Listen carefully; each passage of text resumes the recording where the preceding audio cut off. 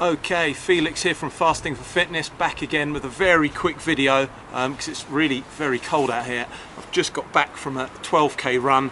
I haven't eaten, so I thought I would show you how I take this plant-based Fasting for Fitness Coconut Protein Plus, which is great for post-workout or fast breaking. Simply get the old shaker,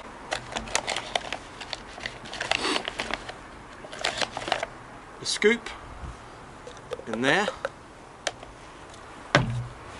200 ml of coconut water.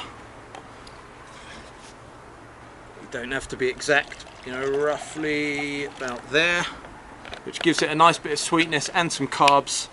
About 150 ml of water, something like that. And for that extra little bit of fat, nice healthy fats, MCT oil, get that in there. I'd say about a tablespoon, which is probably about there. We don't have to be too accurate with this. Get rid of that.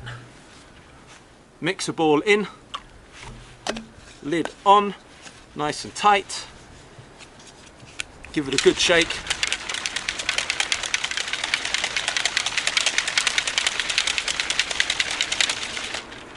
And that is simply it.